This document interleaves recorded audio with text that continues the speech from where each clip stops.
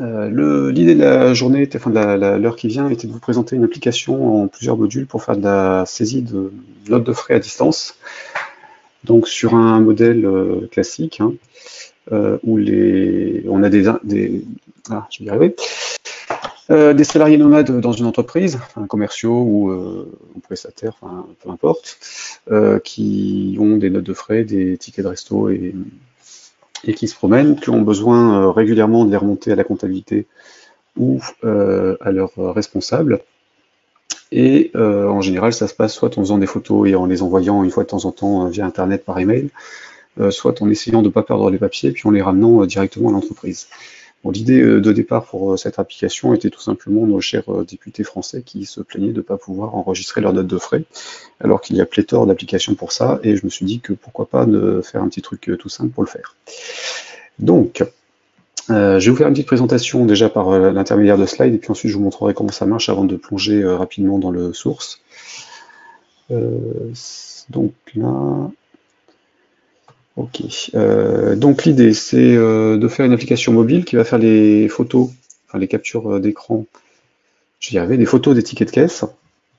Ce petit problème technique m'a un peu perturbé.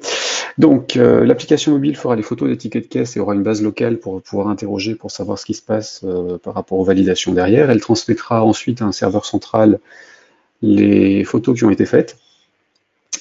Et ce sont d'autres personnes derrière qui vont les gérer. Évidemment, il y aura un système de user password qui sera géré par des administrateurs qui, exceptionnellement dans cette entreprise-là, seront sur Mac. Et nous avons donc 4 programmes principaux dans cette application. Le premier, c'est l'application mobile, forcément, pour les photos.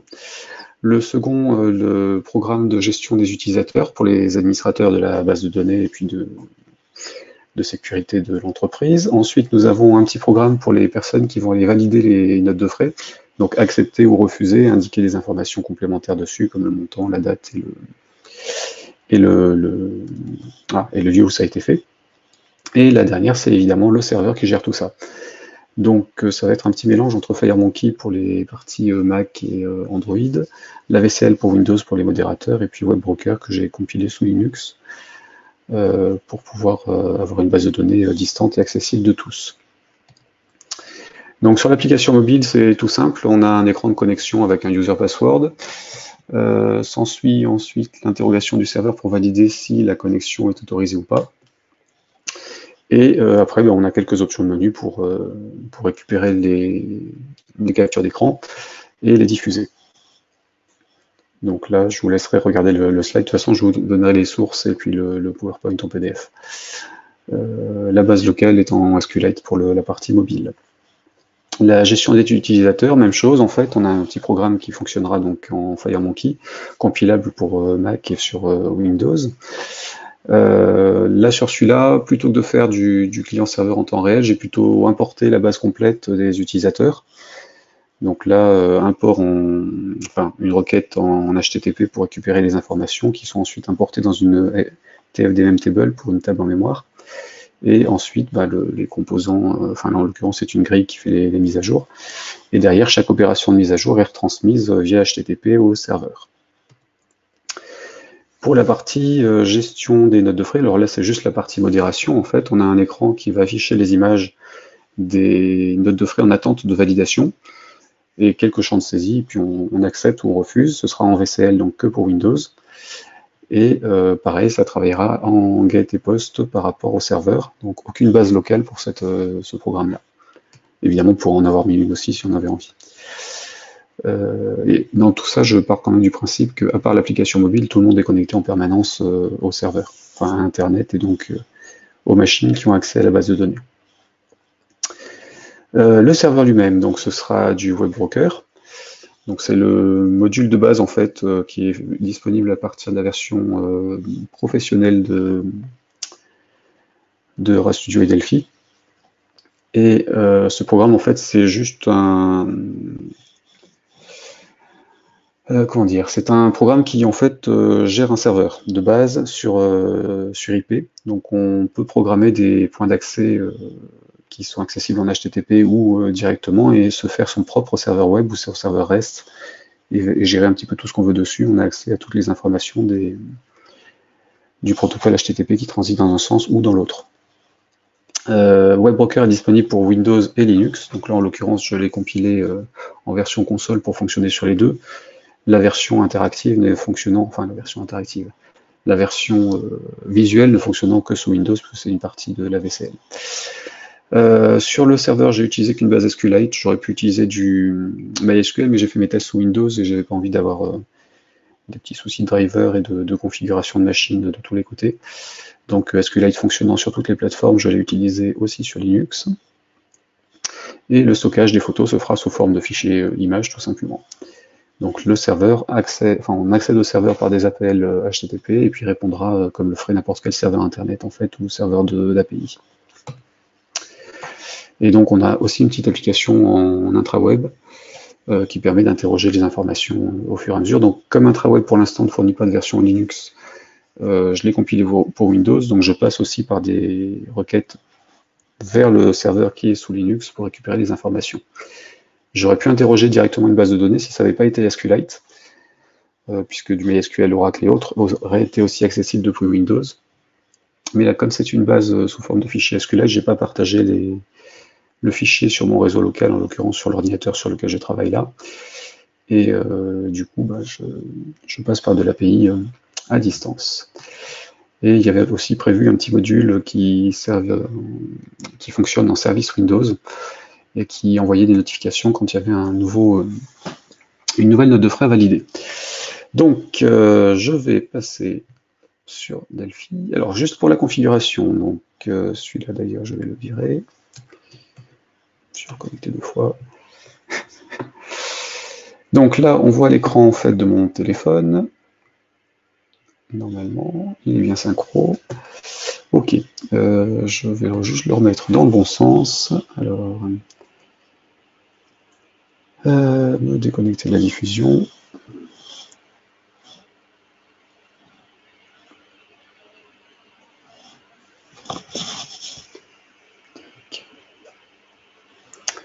Et je me reconnecte tout de suite. Comme ça, on va quand même l'avoir dans le bon sens, ce sera plus sympa.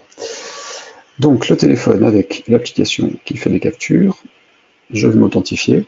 Bon, évidemment, j'ai déjà mis en place activer le serveur sous Linux et créer un compte utilisateur dessus, parce que sinon je ne peux pas utiliser l'application. Donc là, si je me trompe, j'ai un message d'erreur. Et si je ne me trompe pas, oui, alors là, ça ne doit pas être le bon.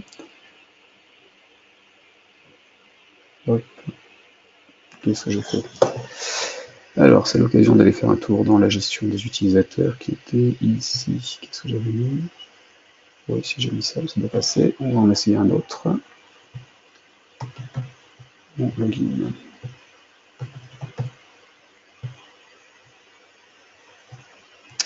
Ok, donc, hop.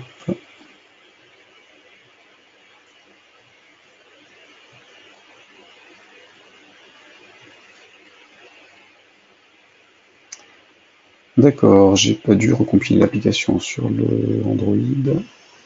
J'ai juste vérifié que je suis sur la bonne IP. Alors, on est sur celui-là. En Android, on est bien sur la bonne machine. Je le renvoie sur le téléphone. Pour la configuration, donc je suis sur un Mac avec Linux ici, avec la version CentOS, sur laquelle j'ai juste lancé le PA Server et ensuite le module de WebBroker pour qu'il puisse répondre à tous les appels. Et donc lui, il est bien en IP28 normalement. Ensuite, donc sous Mac, en fait, j'avais aussi le petit logiciel de gestion des utilisateurs. Donc je peux en ajouter puis en supprimer, hein, évidemment. Hop.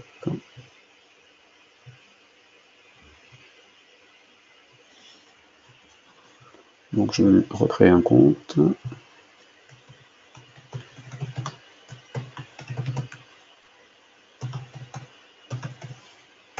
Ouais, pas s'embêter. Évidemment, ce n'est pas celui que j'utilise en temps normal. Hein. Hop. Ici. Là. Voilà, ça marche mieux. Je ne devais pas être sur la bonne IP sur le téléphone. Puis évidemment, comme je suis en réseau local, on est obligé quand même de spécifier l'adresse IP de la machine sur laquelle on veut travailler. En temps normal, on utiliserait un nom de domaine et donc des DNS pour gérer la chose. Donc, l'application est simple, hein, je mets un ticket de caisse devant, je clique sur enregistrer une note de frais, il me lance l'appareil photo du téléphone, je fais le point, je peux éventuellement zoomer si j'en ai envie, et je valide. Voilà.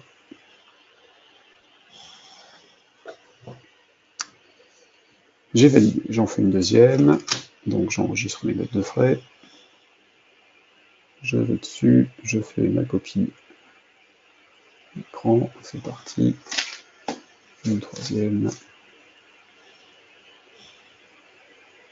Alors, il faut ne pas être accusé de faire la promotion pour une enseigne particulière, j'ai plusieurs tickets de caisse de magasins différents, hein, ça c'est pour le fun. Donc là, j'ai déjà mes 3 enregistrements, mais il n'y a aucune information qui a été saisie, donc je ne les ai pas. Et je vais donc me synchroniser avec le serveur. Voilà. Donc là, ça lance un thread qui fait l'envoi des photos. Et normalement, je devrais les avoir au niveau du Linux. Donc, on va aller voir s'il y a quelque chose dans le dossier en question. Hop.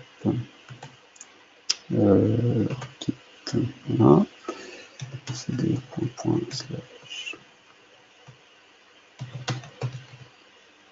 serveur.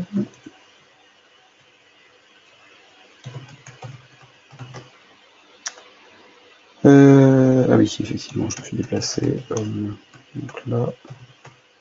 Donc là, j'ai mon dossier note de frais qui est de l'application qui a été créée par le serveur. Et j'ai donc la base de données dans le premier sous-dossier, le dossier database, et mes 3 photos dans le deuxième dossier. Alors évidemment, comme je suis en console, je ne vais pas pouvoir les afficher directement, hein. C'est normal. Je vais juste relancer slash hop, scratch theory, on est sur quoi? On est sur note de frais sur celui-ci. Et donc, voilà. Oui, attends pour moi. Je relance le serveur pour pouvoir continuer pour le reste. Voilà, start. Alors évidemment, WebBroker fonctionne aussi en tâche de fond, hein. On n'est pas obligé d'avoir une session interactive pour le lancer. Et puis un module pour Apache aussi, pour Apache ou IS. Donc, Windows, ici. Alors, donc on a vu la gestion des utilisateurs qui était rapide. Le serveur c'était bon, du coup on va passer à la validation, hein, tout simplement. Donc là c'est du Windows que j'exécute aussi. Alors normalement je devrais avoir l'image ici. Il faut croire qu'il n'a pas récupéré. Lieu 1, on va dire que c'était 13 €. Donc là ce qui se passe en fait c'est qu'il est censé récupérer les informations de la plus ancienne note de frais pas encore validée. Il récupère la capture d'écran normalement et il permet de saisir les informations. Alors évidemment on peut rejeter la note de frais ou l'accepter. Ici je vais mettre une autre date en juin. J'ai mis juste des champs de saisie edit classiques, hein, je ne me suis pas embêté à embêter. J'ai pas géré de champs de saisie formatés. Évidemment dans une application classique on devrait le faire. Donc là j'en ai validé 3. Il dit qu'il n'y en a plus en attente, c'est normal. Donc je peux ressortir. Et du coup, on va aller voir ce qui a été saisi. Donc la première chose à faire éventuellement sur l'application, ça sera plus simple sur le web intraweb. Donc le intraweb ici, on est bien en Windows 32, c'est bon, je l'exécute aussi.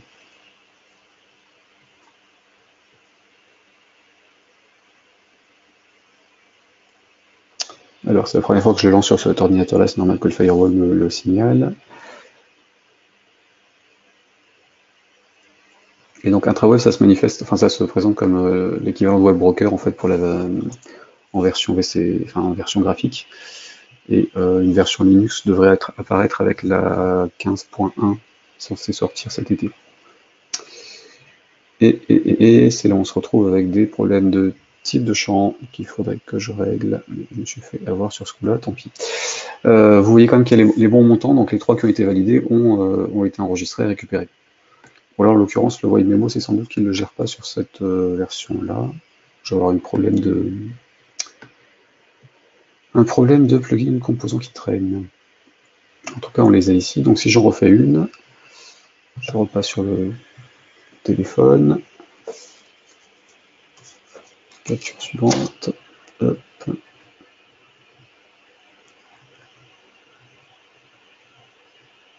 Je vais valider. Je le resynchronise. Donc là, ici. Si je ressors, que je rentre, normalement j'en ai toujours que 3. Je n'affiche dans cette fonctionnalité-là que celle qui ont été validées. Et dans la validation qui était ici, hop, il m'en restait une nouvelle. Je vérifie ce qui se passe pour les images. Voilà, c'est fini. Et si je relance le intra-web qui était perdu, donc il a perdu. Je me retrouve avec une 4e ligne que je viens de valider. Toujours pas les textes, mais ça, on va voir pourquoi après. Voilà. Donc côté utilisation, ça donne ça. Le service Windows, il y a quelques petites utilités pour l'installer, j'en reparlerai plus tard, sur le blog sans doute, pour expliquer comment ça fonctionne, puisqu'il y a des histoires de droit maintenant sur les dernières versions. Ok, ça c'est bon, ça c'est bon. Et du coup, je vais passer dans les sources maintenant pour vous montrer comment tout ça se mélange. Alors la première chose, c'est l'application mobile. Ah si, il y a une unité commune à tout le monde, qui est celle-ci. Avec donc l'IP et le port du serveur sur lequel je suis configuré. Nous avons donc juste quelques fonctions pour récupérer les chemins d'accès pour les dossiers photos et la base, en fonction de la machine sur laquelle je suis et puis l'application. Et j'ai deux procédures qui permettent de créer la base en fonction de là où je suis. Donc pour la base mobile, je ne crée que la liste des notes de frais, j'ai pas besoin de la table utilisateur. Pour le serveur, j'ai la table utilisateur et la liste des notes de frais. Et donc ça, cette unité-là est disponible, enfin est utilisée dans tous les programmes parce que j'y ai mis l'adresse en dur pour le serveur. Pour la gestion des utilisateurs. Donc là, c'est tout simple. Un data module.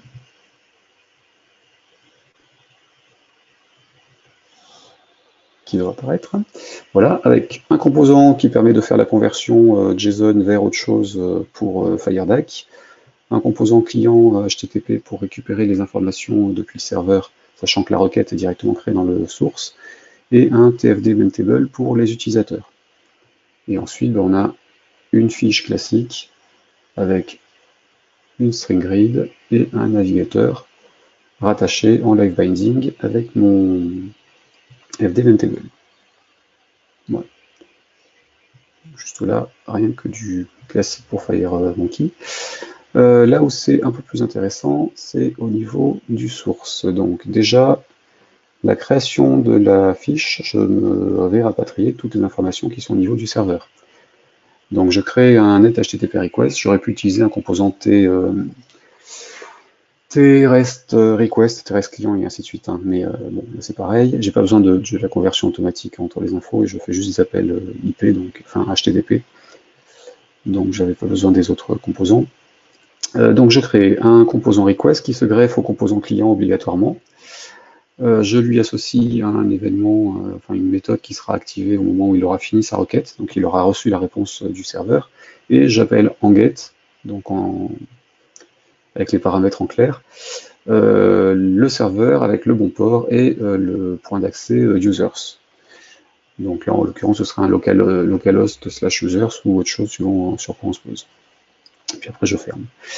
Ce qui est intéressant, c'est celle-ci. Donc, ce qui se passe quand on récupère les informations, je commence par vider la même table si on l'avait déjà remplie, ou si elle est active, notamment si je m'étais amusé à mettre des données pour les tests directement depuis le concepteur de fiches. Ensuite, on va récupérer, alors, je vais virer juste gagner un petit peu de place autour. Voilà. Donc quand on a un événement de fin d'appel HTTP, on se récupère le response directement au paramètre, et donc je le transfère sous forme de chaîne encodée en UTF-8 dans un objet JSON. Donc, dans mon protocole, j'ai défini quelques paramètres en dur dedans, notamment le erreur qui doit apparaître sur tous les accès en retour. Et donc il doit être à 0 pour que ça passe, sinon j'affiche une erreur ou je renvoie une exception. Et donc là, en l'occurrence, j'ai pas d'erreur, donc je récupère ma base qui était sous forme de string, encodée en UTF-8, je la mets dans un stream, et ensuite ma fdevtable va lire ce stream-là pour récupérer le contenu qui venait sous format texte depuis le serveur. Et ce truc-là, ça donne ça.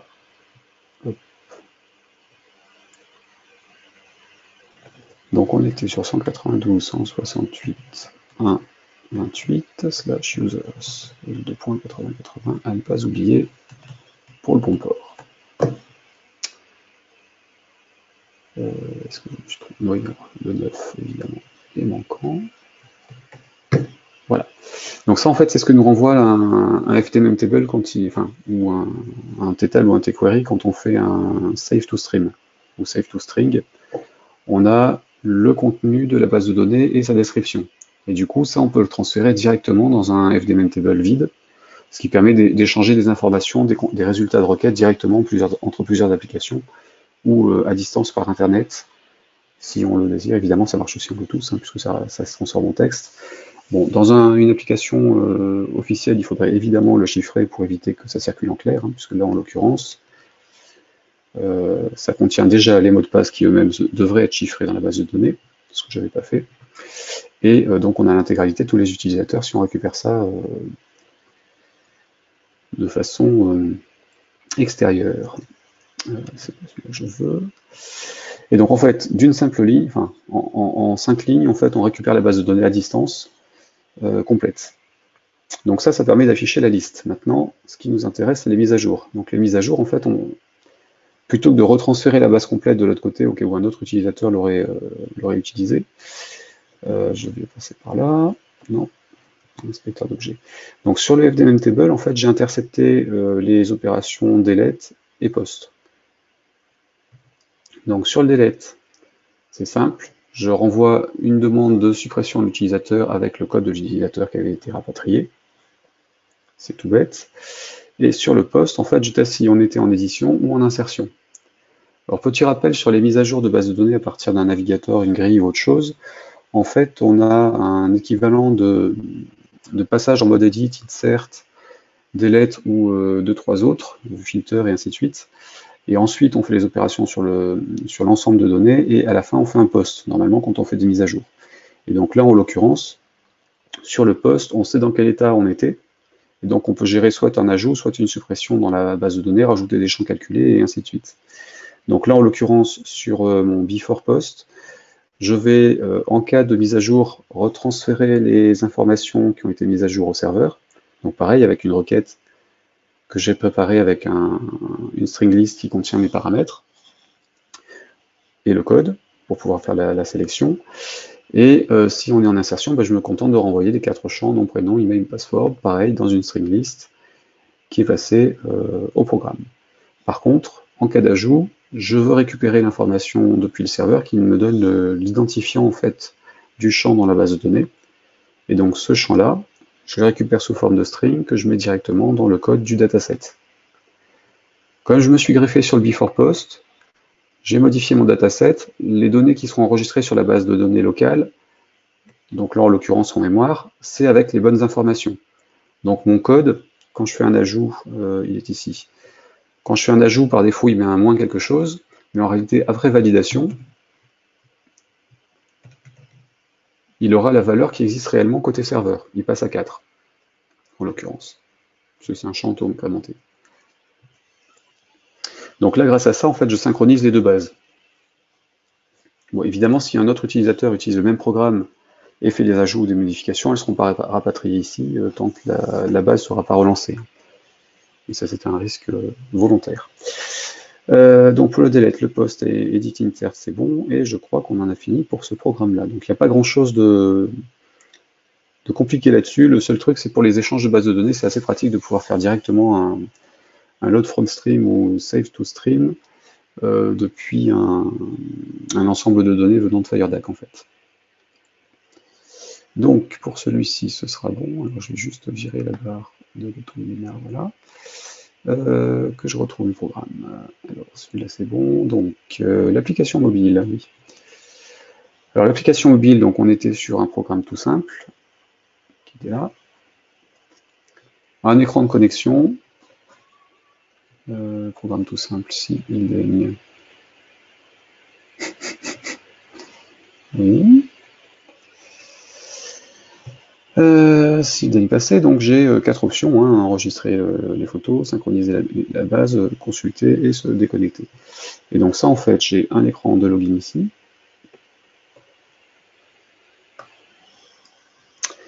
Alors évidemment, j'ai masqué ça, animation, on va le mettre en background, position. Ça y est, j'ai encore perdu, c'est celui-là. Hop, en arrière-plan, voilà. Donc j'ai mes champs de saisie pour le login, le password et un bouton. Le truc que je viens de cacher, en fait, c'est un petit rectangle avec une animation en plein milieu qui permet de faire un moment d'attente quand il y a une connexion lente. Donc là, je vais essayer de vous remontrer. Mais c'est trop rapide. Et si je fais... Ok, donc là, trop rapide, je vais couper le serveur, ce sera plus pratique. Exit. Si je reviens là, je retente une connexion. Non, il les repère tout de suite. Bon, enfin, normalement, il devrait y avoir une animation comme on les a sur les programmes en Ajax et autres. Et en fait, le rectangle permet de masquer le reste de l'écran. Donc de masquer les champs le temps de l'animation, éventuellement en changeant son opacité. Donc on a cet écran-là, et on a un deuxième écran donc pour le menu. Donc même chose avec quelque chose qui le rend opaque si j'ai besoin. Et un troisième écran qui était ici pour la consultation des informations. Ça c'est normal. Voilà. En fait, quand je fais le programme, je mets une base de test en local et je l'ai pas remis sur cette machine-là. Donc lui, c'est le troisième écran, c'était juste pour la consultation des choses qui ont été saisies sur le téléphone. Et ensuite, on a une unité qui gère les accès à distance. Donc, reprenons le login. Donc sur login, user password, quand je clique sur connexion, je commence par tester si effectivement le user et le password sont saisis. Et ensuite, j'appelle mon appel d'API qui permet de faire la vérification de l'utilisateur. Donc là, c'est une procédure qui prend en paramètre plusieurs méthodes, enfin, plusieurs procédures dedans. Donc là, je suis passé par des méthodes génériques, méthode admin, pardon. Donc je passe le user, le password, une première procédure qui sera activée avant de lancer la recherche, et la procédure qui sera activée si la recherche fonctionne, et enfin celle qui fonctionne, qui se lance quand on plante, quand il y a une erreur, ou en fin de traitement. Donc là, en l'occurrence, le Ajax on et Ajax off, c'est ce qui active le rectangle et mon animation, ou le désactive évidemment. Et donc dans la procédure, une fois qu'on a récupéré les informations, en fait, ce que j'exécute, c'est juste ça. Je vérifie le code retour venant de l'API distante, et j'enregistre en mémoire le user et le password. Et je soumets ensuite vers le processus principal l'affichage du menu avec la synchro, c'est-à-dire le changement d'écran, avec juste une création de la fiche correspondant au menu, et l'affichage de la base. Alors là, en l'occurrence, sous Android, on n'a pas d'affichage modal, donc j'ai mis un show. Par contre, j'ai un show modal pour les autres plateformes, parce que ce programme-là pouvait être utilisé aussi sous Windows. Donc là, le show sous Windows, j'aurais toujours eu la fenêtre de login, en plus de l'autre fenêtre. Donc show modal pour bloquer tout, et là, en l'occurrence, le show pour les Android dont le show modal ne fonctionne pas. Ce qui est volontaire, en fait. Il se contente de dire que la fonction n'existe pas. puisqu'on ne peut pas faire de blocage d'écran sur les tablettes et les smartphones. Donc, pour le login, c'est bon. Et alors, sur le menu, nous avons donc 4 boutons. Hein. De connecter, c'est juste la suppression du stockage en local des user passwords pour éviter qu'ils soient gardés pour la session suivante. Consulter, ça se contente d'afficher la fenêtre de consultation, qui n'accède qu'à la base en local. Et synchroniser, ça appelle la procédure de synchronisation. Donc je vais rentrer là-dedans.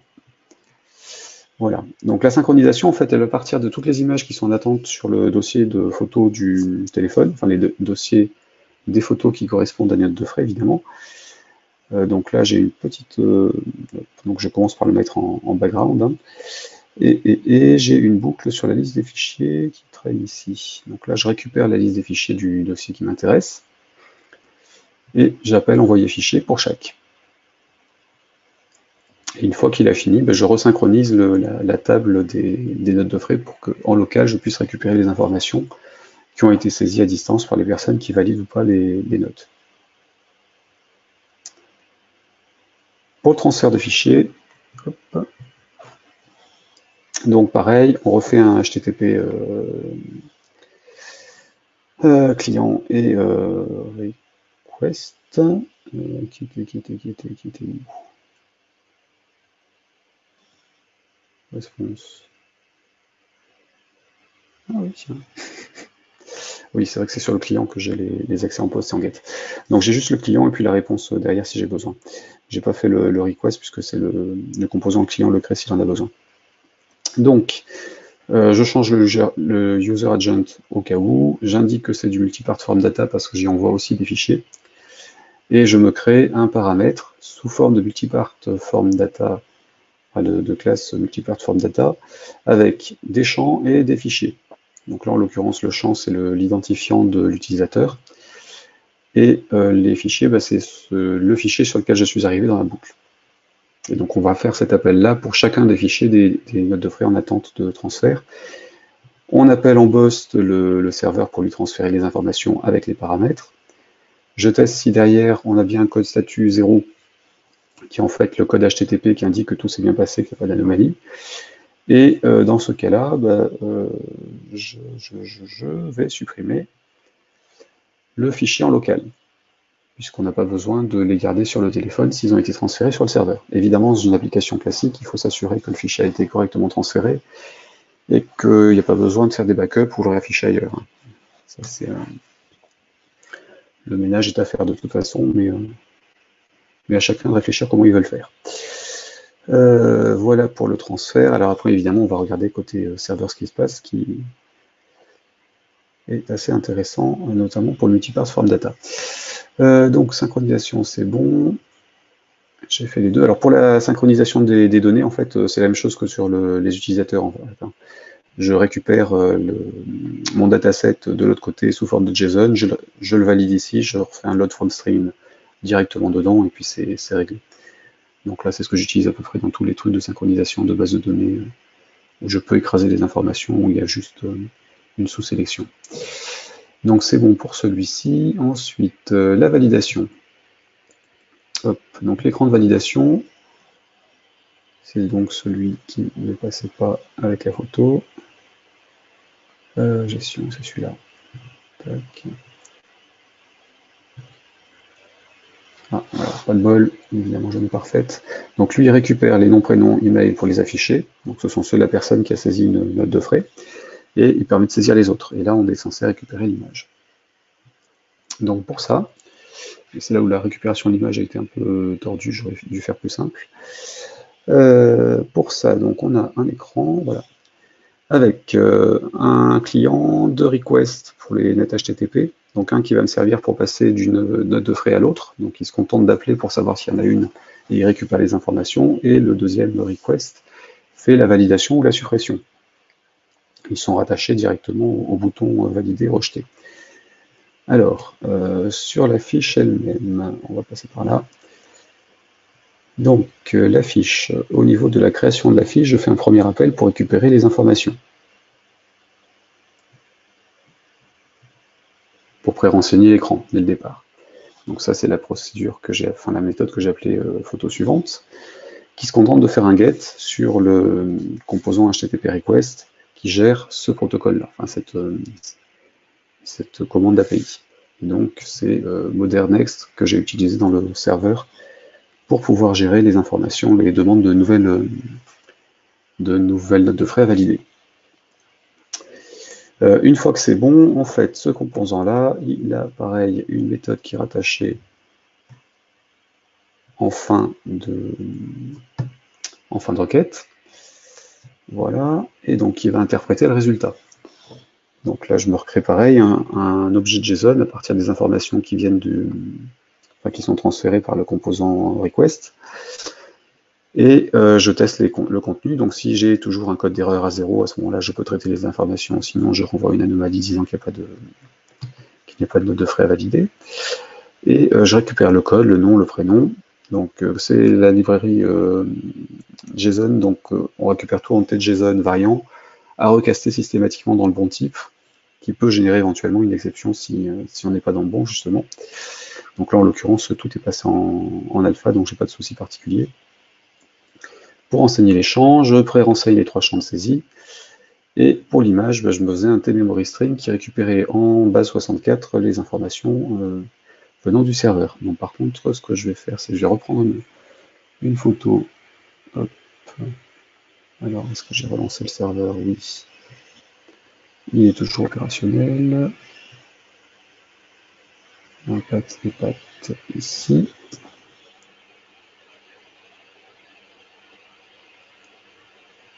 Voilà. J'en refais une que je vais resynchroniser.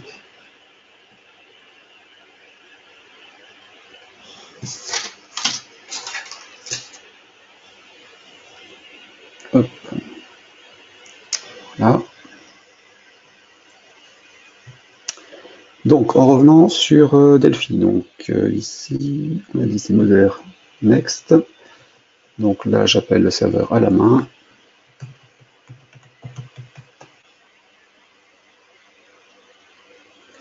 Donc le serveur, en fait, quand on lui demande la prochaine note de frais à valider, il envoie le code, le nom, le prénom, l'email et un champ image qui correspond à un base 64 de l'image. Donc en gros, j'ai le bitmap qui est reconverti en base 64 pour pouvoir le passer comme ça. J'aurais pu plus simplement passer l'URL de l'image pour pouvoir la récupérer directement, ce qui m'aurait probablement évité un problème d'encodage qui fait que ça ne s'affiche pas sur cette machine. Donc là, en l'occurrence, comme c'est du base 64, je le reconvertis en bytes que je mets dans un string, et ensuite je fais un load from string pour le bitmap de l'image.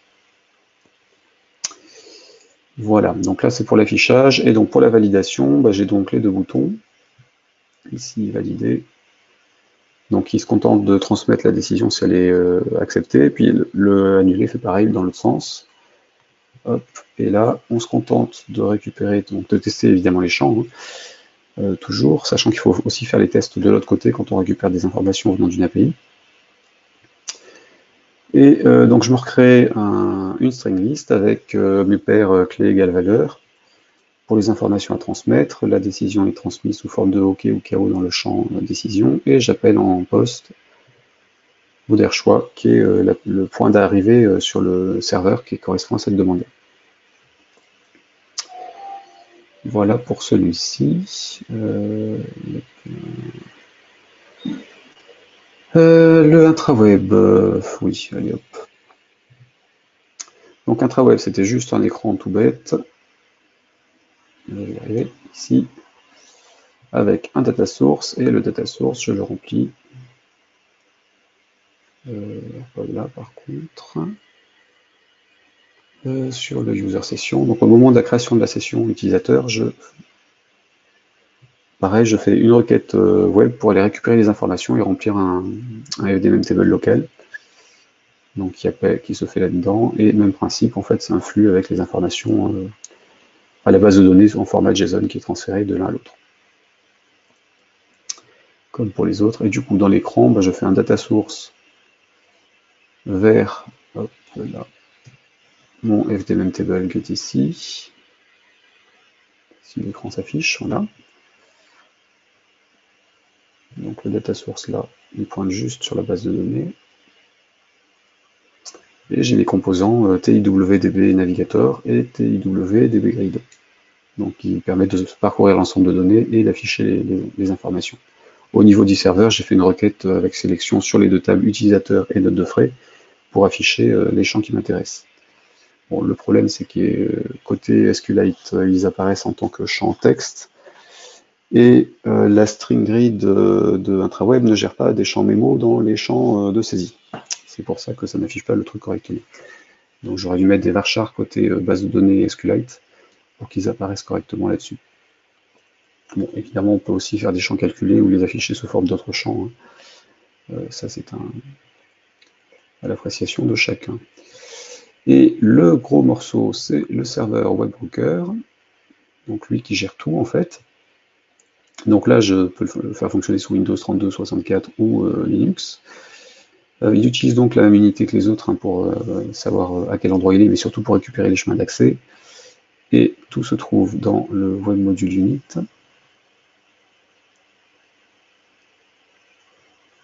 Qui fonctionne comme ça. Donc là, j'ai mis la connexion vers la base de données locale, de TFD Query, mais en réalité, dans ce que j'utilise, j'aurais pu me contenter d'en mettre un seul, et puis ou de les créer systématiquement à chaque fois. Là, en l'occurrence, ce programme-là est bien quand il n'y a qu'un seul utilisateur. S'il y en a 50 en simultané, ça risque de générer des violations d'accès, puisque chaque session, enfin chaque appel du serveur se transforme en thread. Et par conséquent, plusieurs threads utilisant les mêmes tQuery ou les mêmes connexions plantent. Donc il faut faire en sorte que on recrée les composants spécifiquement pour chaque. Et là, j'ai mon FD Stan Storage JSON Link pour faire les conversions pareil que d'habitude entre la base de données physique, donc les composants dataset, et le JSON que je renvoie aux différentes applications. Donc, le web broker, par défaut, on a un point d'accès qui est l'URL de base à laquelle il répond. Mais en fait, par l'éditeur d'action, on peut générer soi-même les points d'entrée que l'on veut. Donc là, j'en ai un par défaut qui est rattaché. Donc j'en ai un certain nombre. Le point d'accès par défaut, le slash à la racine du site. Donc lui, il est accessible de tous les types d'appels HTTP. Là, le nom par défaut, c'est celui du composant et puis des méthodes à l'intérieur du source et le chemin sur lequel on veut le mettre. Alors, on a aussi des modules, des composants de génération automatique de réponse et de calcul des informations affichées. Et donc, par défaut, on a une action qui est rattachée à chacun. Et l'action par défaut, c'est juste un renvoi de l'information qui rappelle à quoi correspond le programme. Là-dedans, en fait, avec request, on a accès à tout ce qui provient du client, enfin de la machine qui appelle, et on renvoie dans response tout ce qu'on veut renvoyer. Donc ça inclut les entêtes HTTP, cookies, informations de session, authentification et autres dans les deux côtés, puis on a toutes les infos que pourrait avoir un serveur web. Donc on peut tout refaire en fait soi-même si on a envie. Là pour le login par exemple, donc j'étais là-dessus. Donc je n'accepte les logins qu'en get.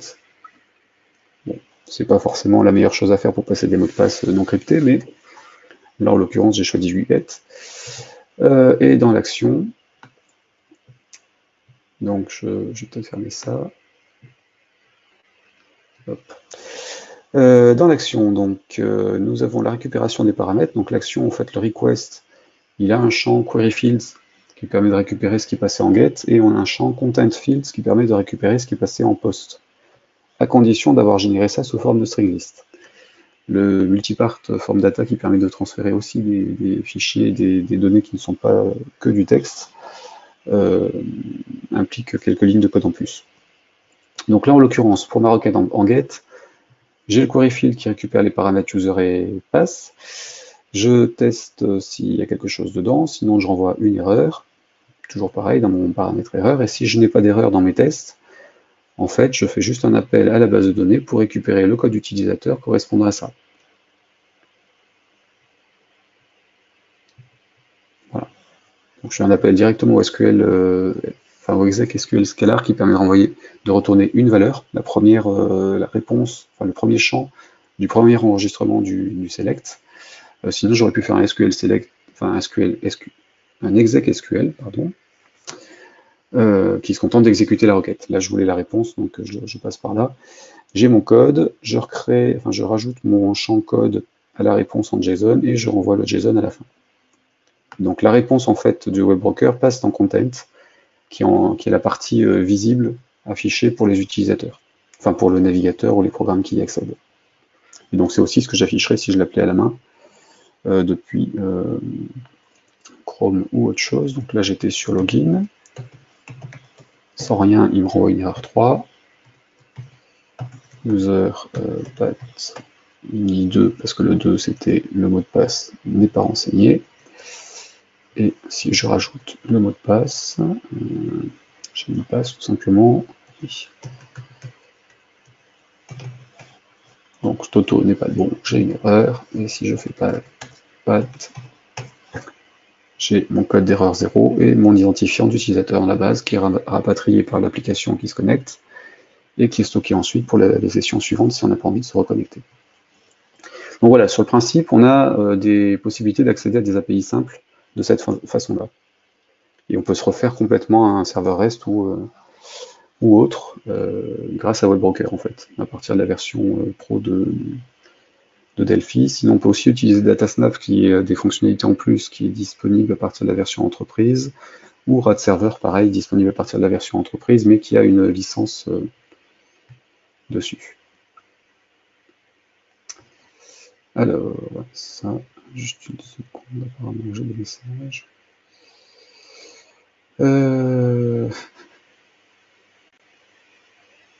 Ok, je vous demande juste une seconde.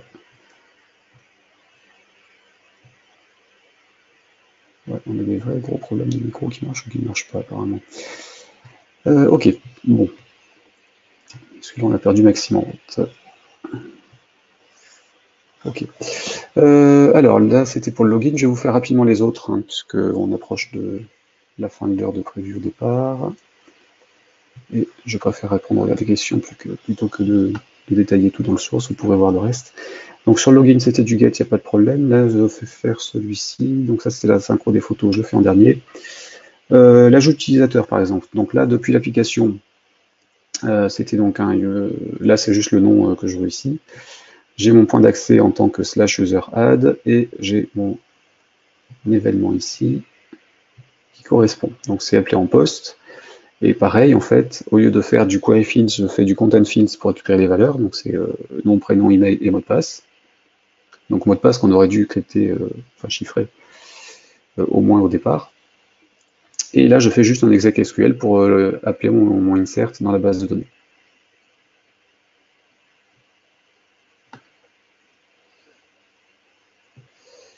Et ensuite, comme c'est du SQLite, je veux récupérer mon identifiant d'utilisateur qui vient de créer. Donc par cet ordre SQL là, je récupère le dernier ID généré par le moteur SQL. Donc là, en l'occurrence, je le rapatrie dans le code que je renvoie sous forme de chaîne directement au programme. Donc là, j'étais pas passé par un JSON, c'était aussi pour montrer qu'on pouvait le faire directement. Donc là, si je fais un insert à la main, je me retrouve avec en réponse le numéro. Donc le numéro, je l'avais dans que je rebouge la barre de GoToWebinar. Donc là, je me retrouve là-dedans. Ici. Donc on avait fait un post. C'est parce qu'il était là. Qui était là. Je me perds le raccourci clavier. Un changement d'ordinateur. Donc, hop. Ici. Y arriver. Là. Donc je suis sur ma table, sur le post ici. Et donc j'étais sur le insert. Le insert, il est là. Donc le programme, il avait appelé avec les paramètres. Et il récupère la réponse que je récupère sous forme de chaîne directement pour la remettre dans mon élément code. Parce que côté serveur, je l'ai renvoyé sous forme de chaîne. Enfin, en direct. Voilà. Donc on a vu get, on a vu post. Maintenant on va voir un post avec des fichiers, donc le form data, qui complique un petit peu les choses. Il est ici. Donc côté description, bah, c'est la même chose. Hein. Il n'y a pas de différence de ce côté-là pour WebBroker. Donc on a toujours l'activation ou pas du truc, on définit dans quel ordre HTTP il est censé être déclenché, et donc on est sur /NDF.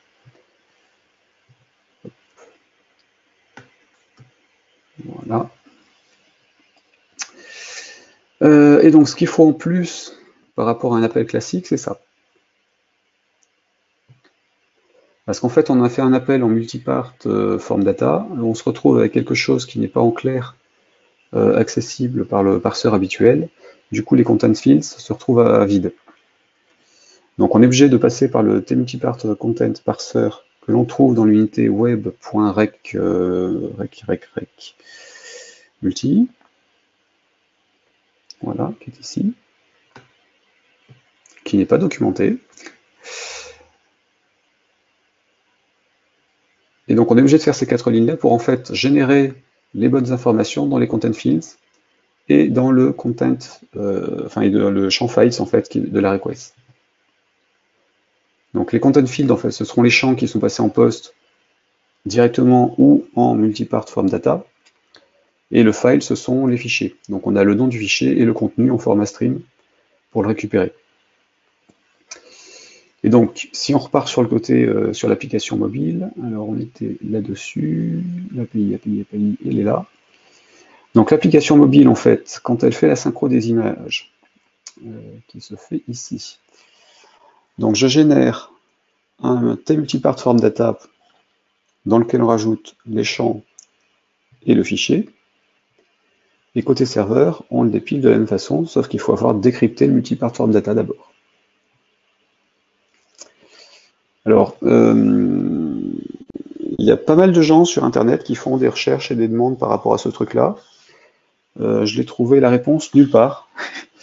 Donc c'est en fouillant un petit peu dans les sources de Delphi que je suis tombé dessus. Alors évidemment, je ferai un petit article là-dessus sur le blog parce que ça me semble quand même être un truc important à redonner et puis accessible à tous rapidement.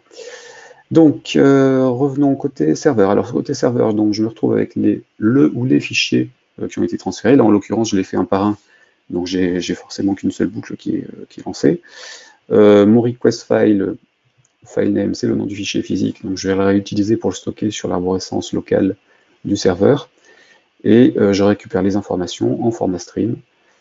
Donc, mon memory stream du file s'enregistre dans le fichier qui est là. Et après, comme c'est bon, bah, à ce moment-là, je recrée aussi un enregistrement dans la table des notes de frais pour ajouter l'utilisateur qui a créé le fichier, donc le paramètre code en fait, et le nom du fichier que j'ai stocké dans un champ que j'ai appelé mobile code. Bon, évidemment, le nom du champ ne correspond pas vraiment à ce qu'il est censé contenir, mais je pensais à faire autre chose au départ. Donc je l'ai gardé tel quel. Voilà, et donc un post derrière pour enregistrer dans la base de données. Donc la petite subtilité, en fait, ce sont essentiellement ces 4 lignes-là à penser à mettre systématiquement si vous voulez faire du traitement de fichiers en post avec WebBroker. Alors évidemment, WebBroker il peut être accédé depuis un navigateur web ou n'importe quoi, et pareil dans l'autre sens, hein, tous les ordres HTTP que j'ai passés depuis les programmes, je pourrais les faire vers un site gérant PHP ou en n'importe quelle autre technologie web. Il n'y a pas obligation de passer de Delphi vers du Delphi ou du C++ Builder. Voilà, je crois que j'ai fait le tour de tout ce que je voulais vous dire par rapport au programme. Alors, donc, une question qui nous demande si on peut compiler pour Linux 32. En fait, Embarcadero ne fournit pas de compilateur pour Linux en 32 bits, on n'a que la version 64, donc aucun moyen depuis Delphi de le faire. Après, ça ne veut pas dire qu'on ne peut pas utiliser un autre compilateur. Je ne sais pas si ça passerait avec FreePascal, mais ça mérite de pouvoir être testé, sachant que la partie générée, enfin le Pascal généré depuis Delphi reste du Pascal standard. Donc rien n'empêche de pouvoir faire des tests en espérant que tous les sources sont bien présents pour ce que vous voulez utiliser. Si évidemment il y a des sources absents, il y a des chances que la compilation ne passera pas sur une plateforme non gérée officiellement par Embarcadero. Donc, oui, pour les threads anonymes, je le fais parce que j'ai pas besoin d'utiliser les fonctionnalités de test de savoir si un thread est actif ou pas. Là, en l'occurrence, j'avais plein de create anonymous thread dans l'application avec des méthodes anonymes derrière. Là, par exemple, que j'en trouve un, forcément pas là, ici, dans le menu, dans le menu. Voilà. Donc là, en fait, j'en crée un ici parce que j'ai pas besoin de me créer une classe séparée pour ensuite mettre juste surcharger juste la procédure exécute. Donc là, en l'occurrence, c'est plus rapide à programmer. Après, bon, ça fonctionne de la même façon, hein. Simplement, on n'y a pas accès en direct. Il faut juste penser à faire le start à la fin pour qu'il se lance, et puis il se détruit tout seul quand il a fini son travail.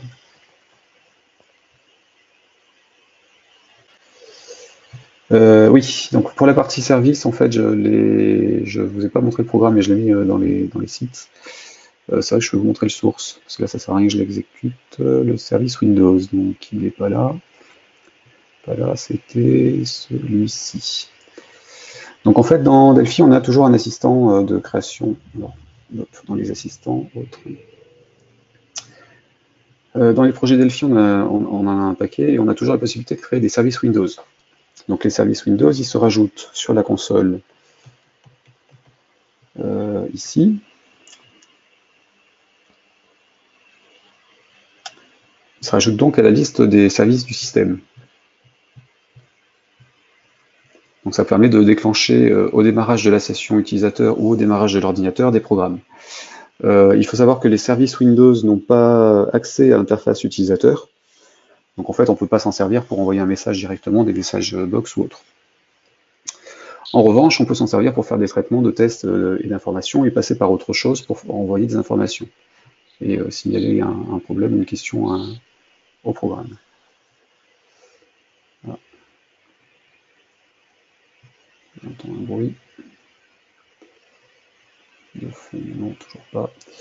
Ok, donc je retourne dessus. Voilà. Alors le service tel que je l'avais ici. Hop. C'était donc celui-ci. Et en fait, quand on génère un service Windows, on récupère une fiche vide, comme un data module, et un programme qui est généré directement par Delphi et qui ne fonctionne que sous Windows. Donc là, la source, il est. CTRL V. Voilà. Donc le service Windows, il n'y a que ça. On n'est pas censé intervenir dedans, hein, comme d'habitude. Et il nous génère donc le data module qui, en fait, nous permet de mettre notre traitement dans ce qu'on veut faire dessus. Et là, en l'occurrence, on a des traitements possibles avant et après installation, avant ou après désinstallation du service, et lors de l'activation, évidemment, du service depuis la console de Windows. Et donc, dans les traitements, on n'a pas le droit de faire grand-chose qui touche l'utilisateur directement. Donc là, en l'occurrence, ce que j'avais fait, les before connect. Donc sur la connexion, j'avais recréé la base de données, je m'étais connecté dessus. Et régulièrement, j'interrogeais le serveur pour pouvoir récupérer l'information, de savoir s'il y avait ou pas une note de frais à valider. Et s'il y en a une, je fais une création de notification pour l'envoyer dans la barre de notif de Windows, ici. Donc chaque fois qu'il y avait une nouvelle note de frais, en fait, je renvoyais une notification. Donc là, je n'ai pas activé sur cet ordinateur-là, parce qu'en fait, pour l'utiliser, il faut passer en administrateur pour pouvoir exécuter le programme qui fait l'installation du service. Donc c'est le nom de l'exécutable avec un slash install à la fin. Et je ne sais plus trop pourquoi il bloquait quand je l'exécutais en administrateur, puisqu'en fait, il faut passer par la console système, par le terminal, qui se trouve, je ne sais jamais, trop l'habitude de faire exécuter CMD directement, et donc là on les avait dans les outils système, je crois. Oh, option d'administration, voilà. Donc on a ça, le terminal il est où? Non, il doit être dans les accessoires dans ce cas-là. Terminal, connexion. Je ne sais plus où se trouve la ligne de commande.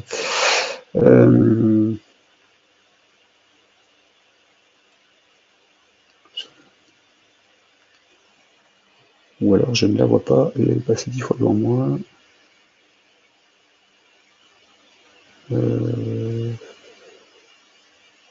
Oui, je ne sais plus où ils l'ont foutu. Donc normalement on fait ça.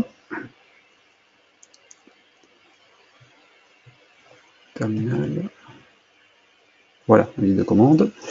C'est plus rapide. Et à exécuter en tant qu'administrateur. Ensuite, il faut se déplacer dans l'arborescence pour pouvoir aller choper le programme et puis l'exécuter avec le /install pour le lancer. Du coup, c'est pas hyper pratique pour juste des petits tests. Et donc, je ne l'ai pas installé sur celui-là, mais je vous remontrerai si je refais un truc séparé pour montrer l'installation et tout le reste. De toute façon, vous aurez le source aussi de ce programme-là. Bah, je crois que c'est tout pour les questions. Donc, hop, on est ici. Du coup, Maxime, je te laisse le mot de la fin. Oui. Déjà, merci à toi, Patrick, pour cette présentation. J'espère que si vous avez des questions, vous avez nos coordonnées, alors que ce soit les miennes ou vous pouvez vous adresser évidemment directement à Patrick. Pour rappeler qu'on a planifié des webinaires donc tous les mois. On a fait un petit questionnaire justement sur Mailing il y a quelques jours, justement sur des sujets qui pouvaient être intéressants à traiter sur les futurs webinaires. Et on a eu pas mal de réponses, donc je pense on voit quels sont les sujets qui sont les plus demandés et ce qu'on va traiter justement avec Patrick. N'hésitez surtout pas à faire des retours, que ce soit sur des sujets futurs, sur la présentation qui est en cours, sur ce qu'on est en train de mettre en place, sur tout ça, n'hésitez pas. Et puis, je souhaite une bonne après-midi à tous et je vous dis à bientôt en attendant. Et merci de votre participation. Bonne fin de journée. Au revoir.